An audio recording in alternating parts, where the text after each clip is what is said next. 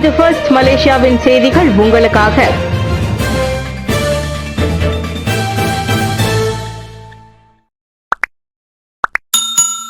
Sydney துப்பாக்கிச்சூடு தாக்குதலில் மலேசியர் எவரும் பாதிக்கப்படவில்லை. ஆஸ்திரேலியாவில் பாண்டி கடற்கரையில் நேற்று நிகழ்ந்த துப்பாக்கிச்சூடு தாக்குதலில் மலேசிய பிரஜைகள் எவரும் பாதிக்கப்படவில்லை.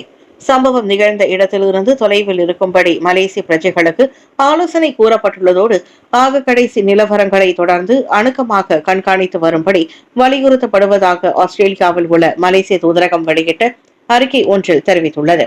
அதே வேளையில் மலேசியர்கள் மேல் நடவடிக்கைகளுக்கு உடனடியாக மலேசிய தூதரகத்திடம் தொடர்பு கொள்ளும்படியும் கேட்டுக் கொள்ளப்படுகின்றனர். ஜனவரி 1 முதல் கிளான் ரயில் நிலையத்தில் புதிய KTM நேர அட்டவணை.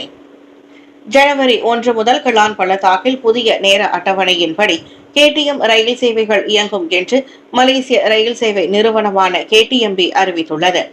கிளான் பள்ளத்தாக்கில் 2ஆம் கட்ட இரட்டை பாதை மேம்பாட்டு பணிகள் நடைபெற்று வருவதால் இந்த மாற்றம் அமல்படுத்தப்பட்டுள்ளது என்று தெரிவிக்கப்பட்டுள்ளது.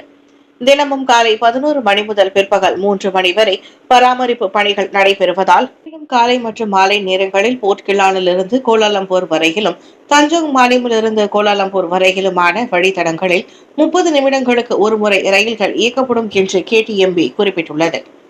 மேலும் புதிய நேர அட்டவணையின்படி காலை நேரத்தில் தஞ்சோங் மாநிலத்திலிருந்து போர்ட் கிளான் வரையில் 2 ரயில் சேவைகளும் ஷா அலாம் நோக்கி 1 ரயில் சேவையும் அறிமுகப்படுத்தப்படுகிறது. அதே நேரத்தில் சுபாங் ஜிகாவிலிருந்து போர்ட் கிளான் வழித்தடம் வரையிலும் மற்றும் பாதிக்கப்பட்ட இடைநிலைகளில் வழங்கப்பட்டு வந்த ஷட்டில் பேருந்து நிலை சேவைகளும் நிறுத்தப்படுகின்றன. புலாவ் சிபாங்கிலிருந்து பத்தமலை வரையில் 2 வழி பயண வழித்தடத்தில் காலை மற்றும் மாலை நேரங்களில் 30 நிமிட இடைவெளி சேவை தொடரும். போனால் போனதுதான், திரும்ப சேர்க்க மாட்டேன். BN உறுப்பு கட்சிகளுக்கு சாஹித் எச்சரிக்கை. தேசிய முன்னணி கூட்டணியிலிருந்து விலகி சென்றால் சென்றதுதான், திரும்ப வந்தாலும் சேர்த்துக் கொள்ள மாட்டோம் என அதன் உறுப்பு கட்சிகளுக்கு நினைவுறுத்தப்பட்டுள்ளது. எனவே எதையும் தீர ஆலோசித்து முடிவெடுக்குமாறு தேசிய முன்னணி தலைவரும் துணை பிரதமருமான doctor Seri Ahmad Zahid Hamidi எச்சரித்தார். அவர் யாரையும் குறிப்பிட்டு சொல்லவில்லை என்றாலும் மாய்காவை தான் குறிப்பிடுகிறார் என்பதை புரிந்து கொள்ள முடிகிறது. அரசியல் உணர்ச்சி வசப்படுதல் கூடாது. பொறுமையும் நிதானமும் தேவை. மாறி வரும் அரசியல் சூழலில் உணர்ச்சி வசப்பட்டு முடிவெடுத்துவிட்டு பின்னர் வருத்தப்படுவதில் எந்த பயனும் இல்லை என்றார் அவர். எனவே யார் மீதோ உள்ள அதிருப்தியாலோ அல்லது அதிகார போதையிலாலோ முடிவெடுக்காமல் 70 ஆண்டுகால தேசிய முன்னணி உணர்வையும் விசுவாசத்தையும் சம்பந்தப்பட்டவர்கள் எண்ணி பார்க்க வேண்டும் என்றார் அவர். செவன்ஜேவில் IPF கட்சியின் ஆண்டு பொதுக்கூட்டத்தில் தொடக்கி வைத்து உரையாற்றிய பிறகு சாஹித் செய்தியாளர்களிடம் பேசினார். இதனிடையே மாய்கா இனமும் தேசிய முன்னணியின் உறுப்பு கட்சியே என அதன் தேசிய துணைத் தலைவர் டாக்டர் ஸ்ரீ எம் சரவணன் தெரிவித்துள்ளார். மாய்கா பொதுப்பேரவை கொடுத்த அதிகாரத்தின்படி மத்திய செயலவை இறுதி முடிவெடுக்கும் வரை நாங்கள் கூட்டணியில் தான் இருப்போம் என்றார் அவர். ஆஸ்திரேலியாவில் பழக்கடையில் துப்பாக்கிச்சூடு, ஹீரோவான கடை உரிமையாளர் சீராக உள்ளார். ஆஸ்திரேலியாவில் பாண்டி கடற்கரையில் ஆடவர் ஒருவர் நடத்திய துப்பாக்கிச்சூடு தாக்குதலில் கையில் துப்பாக்கி சூட்டு காயங்களுக்கு உள்ளான சிட்னி பழக்கடை உரிமையாளர் அறுவை சிகிச்சைக்கு பிறகு மருத்துவமனையில் குணமடைந்து வருவதாக அவரது குடும்பத்தினர் தெரிவித்தனர். 43 வயதான அமித் அல் அஹமத் நிறுத்தப்பட்டிருந்த கார்களுக்கு பின்னால் ஒளிந்து கொண்டு துப்பாக்கிக்காரன் மீது பின்னால் இருந்து தாக்குதல் நடத்தி அவனது துப்பாக்கியை கைப்பற்றி அவனை தரையில் வீழ்த்தியதாக சமூக வலைதளத்தினால் அடையாளம் காணப்பட்டார். ஞாயிற்றுக்கிழமை பிற்பகல் பாண்டி கடற்கரையில் நடந்த யூத கொண்டாட்டத்தில் 50 வயது தந்தையும் அவரது 24 வயது மகனும் நடத்திய இந்த தாக்குதலில் 15 பேர் கொல்லப்பட்டனர். இது கிட்டத்தட்ட 30 ஆண்டுகளில் நாட்டில் மேற்கொள்ளப்பட்ட மிக மோசமான துப்பாக்கிச்சூடு தாக்குதல் என்று ஆஸ்திரேலிய போலீசார் தெரிவித்தனர். அறுவை சிகிச்சைக்கு பிறகு அமித்தின் நிலை சீராக இருப்பதாக மருத்துவர்கள் தெரிவித்ததாக அவரது உணவினரான முஸ்தபா 7 நியூஸ் ஆஸ்திரேலியா நிறுவனத்திடம் கூறினார். அவர் இன்னும் மருத்துவமனையில் இருக்கிறார். உள்ளே என்ன நடக்கிறது என்பது எங்களுக்கு சரியாக தெரியவில்லை. ஆனால் அவர் நலமாக இருப்பார் என நம்புகிறோம் என அவர் கூறினார். 2 கணவர்களுடன் வாழும் பெண் விசாரணையில் இறங்கிய கிளந்தான் அதிகாரிகள். கிளந்தானில் 30 வயது பெண் ஒருவர் 2 கணவர்களுடன் வாழ்ந்ததாக பரபரப்பு குற்றச்சாட்டு எழுந்துள்ளது. அப்பெண் 2024 நவம்பரில் தாய்லாந்தின் செங்கலாவில் 2வது திருமணம் செய்து கொண்டதாக அவரது மைத்துனியே கூறியுள்ளார்.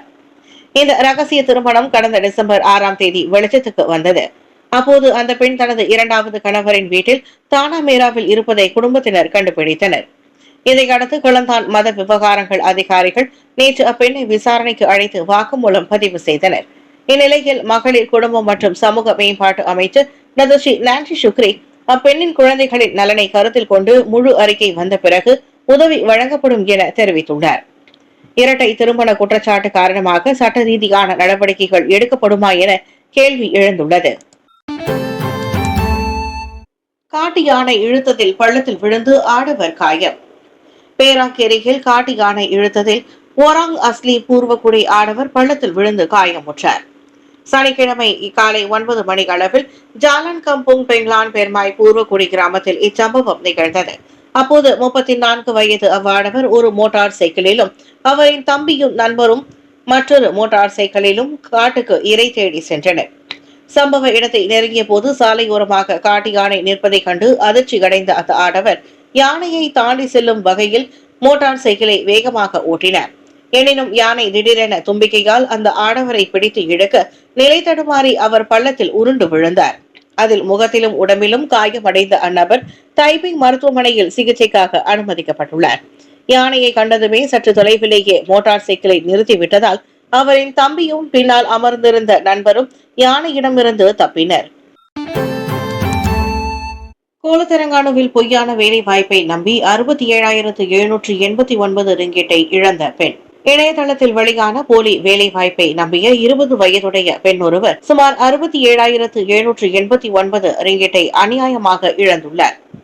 இச்சம்பவம் குறித்து அப்பெண் நேற்று கோலத்தெலங்கானா காவல் நிலையத்தில் புகார் அளித்துள்ளார் என்று கோலத்தெலங்கானா மாவட்ட காவல் தலைவர் அசிஸ்டன்ட் கமிஷனர் அஸ்லி முகமது நூர் தெரிவித்துள்ளார். டிசம்பர் 12ஆம் தேதி அன்று பாதிக்கப்பட்ட அப்பெண் வீட்டில் இருந்த போது இன்ஸ்டாகிராமில் வேலைவாய்ப்பு விளம்பரம் ஒன்றை பார்த்துள்ளார். அதில் உள்ள இணைப்பை அழுத்தியதன் மூலம் புலனம் மற்றும் டெலிகிராம் செயலியில் இணைக்கப்பட்ட பின்னர் வெறும் 10 ரிங்கிட்டை மட்டுமே முதல் கட்டணமாக செலுத்தியுள்ளார். பின்னர் பாடினி ஹோல்டிங் என்ற பெயரில் உள்ள இணையதளத்தில் பொருட்களை வாங்கி பணம் செலுத்தும் பணிகள் வழங்கப்பட்டதாகவும் அதற்கு ஊதியம் வழங்கப்படும் எனவும் வாக்குறுதி அளிக்கப்பட்டுள்ளது. மொத்தம் 16 பணிகளை செய்துள்ள அவருக்கு முதல் 2 பணிகளுக்கு மட்டுமே 50 மற்றும் 280 ரிங்கிட் லாப பணம் கிடைக்கப்பெற்றுள்ளது. அதன் பிறகு டிசம்பர் 12 மற்றும் 14 வரை 5 வங்கிக் கணக்குகளுக்கு 11 முறை பணம் செலுத்தி மொத்தம் 67,789 ரிங்கிட்டை இழந்துள்ளார்.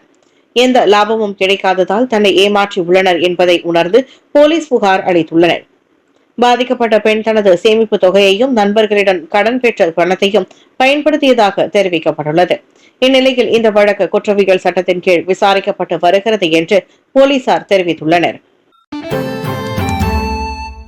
சபாவை 5-0 என தோற்கடித்து FA கிண்ணத்தை தற்காத்துக் கொண்ட JDT ஜொஹூரில் இன்று சிறப்பு விடுமுறை.